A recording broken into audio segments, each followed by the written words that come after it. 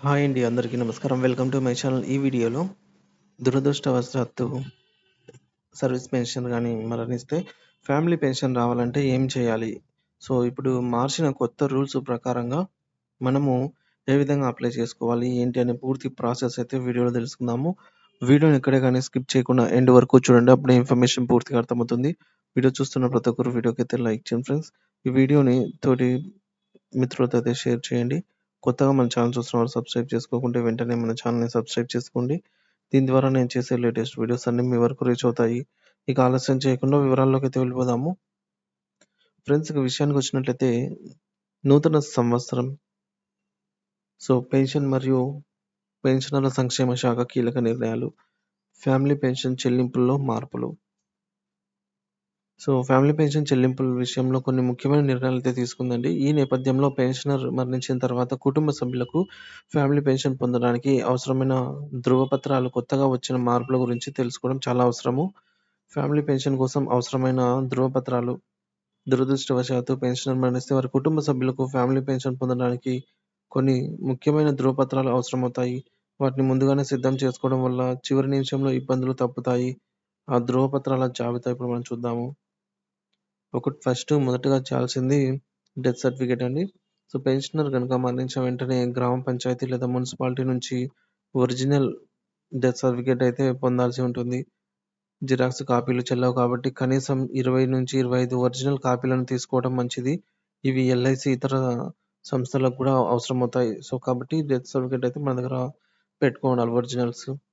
ఇక ఆధార్ కార్డు. ఎవరి పేరు మీద ఫ్యామిలీ పెన్షన్ మార్చాలో వారి పేరు మీద వారి ఆధార్ కార్డు, అంటే ఎవరి పేరు మీదకైతే ట్రాన్స్‌ఫర్ కావాలనో, ఫ్యామిలీ పెన్షన్‌గా ఎవరికి రావాలనో వారి ఆధార్ కార్డ్ జిరాక్స్ కాపీ పైన సెల్ఫ్ అటెస్టేషన్ చేయాలి. అంటే జిరాక్స్ కాపీ కింద స్వయంగా మీరే సంతకం చేసి పెట్టాలి. ఇక పాన్ కార్డు. ఫ్యామిలీ పెన్షన్ ఎవరి పేరు మీదైతే వస్తుందో వారి యొక్క పాన్ కార్డ్ జిరాక్స్ కాపీ తప్పకుండా సెల్ఫ్ అటెస్టేషన్ చేసి జత చేయాలి. బ్యాంకు ఖాతా వివరాలు. పెన్షన్ ఖాతా ఇద్దరి పేరు మీద ఉంటే మంచిది. సో, లేదా లేని ఇటువంటి పద్ధతిలో ఖాతా తెరవడం వల్ల ఎవరైనా డబ్బులు డ్రా చేసుకోవచ్చు కాబట్టి, సో, జాయింట్ అకౌంట్‌లో ఉంటే మంచిది. ఒకవేళ జాయింట్ ఖాతా లేకపోతే ఫ్యామిలీ పెన్షన్ ఎవరి పేరు మీద అయితే కావాలో వారి బ్యాంకు ఖాతా పాస్‌బుక్ మొదటి పేజీ జిరాక్స్ కాపీనైతే జత చేయాల్సి ఉంటుంది. లెటర్ ఆఫ్ అండర్‌టేకింగ్ అండి. ఒకవేళ ఫ్యామిలీ పెన్షనర్ లేదా ఇతర డబ్బులు చెల్లించినప్పుడు ఎక్కువ లేదా తక్కువ మొత్తం జమ అయితే, ఆ మొత్తాన్ని తిరిగి ఫ్యామిలీ పెన్షన్ నుంచి రికవరీ చేసుకోవడానికి అనుమతిస్తూ ఒక డిక్లరేషన్ ఫామ్‌నైతే సమర్పించాలి. సో, మన అకౌంట్‌లో ఒకవేళ పొరపాటున ఎక్కువ అమౌంట్ పడితే మనము తిరిగి వారు తీసుకునే విధంగా అయితే డిక్లరేషన్ ఫామ్ ఇవ్వాలి. డిస్క్రిప్టివ్ రోల్స్ అండి. దీనిలో ఎత్తు, పేరు, హైటు, నేము, చిరునామా, అడ్రెస్సు, వేలిముద్రలు అంటే ఫింగర్ ప్రింట్స్ వంటి వివరాలుంటాయి. ఈ ఫామ్‌పై ఫోటో అతికించి పూర్తి వివరాలు నింపి సిద్ధంగా ఉంచుకోవాలనమాట. డిస్క్రిప్టివ్ రోల్స్ తయారు చేసుకొని.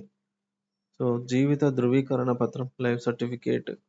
ఫ్యామిలీ పెన్షనర్ ఎవరికైతే మంజూరు కావాలో వారు జీవన ధృవీకరణ పత్రం సమర్పించాల్సి అయితే ఉంటుంది. Life certificate.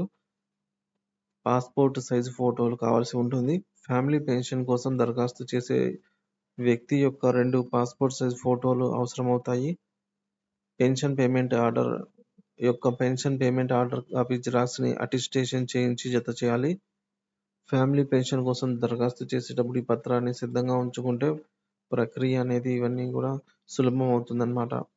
ఇకపోతే కొత్త రూల్స్ ఏంటంటే, మనకు జనవరి నుండి పెన్షన్ మరియు పెన్షనర్ల సంక్షేమ శాఖ కొన్ని కొత్త రూల్స్ తీసుకొచ్చింది.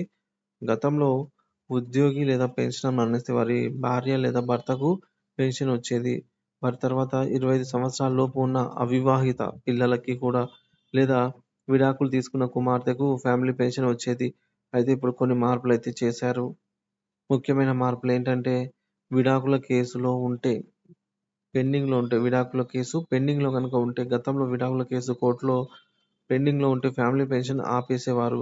కానీ కొత్త రూల్స్ ప్రకారం కోర్టులో గృహహింస చట్టం, వరకట్న నిషేధం లేదా భారతీయ శిక్షా స్మృతి కింద ఏదైనా కేసు పెండింగ్‌లో ఉంటే, పెన్షనర్ మరణించిన తర్వాత విడాకులు తీసుకున్న భార్య లేదా భర్తకు కాకుండా అర్హులైన పిల్లలకు పెన్షన్ ఇచ్చే అవకాశం అయితే ఉంటుంది. పిల్లలు లేకపోతే లేదా పిల్లలు అర్హులు కాకపోతే అప్పుడు మాత్రమే విడాకుల కేసు పెండింగ్‌లో ఉన్నటువంటి భార్య లేదా భర్తకు పెన్షన్ అనేది వర్తిస్తుంది.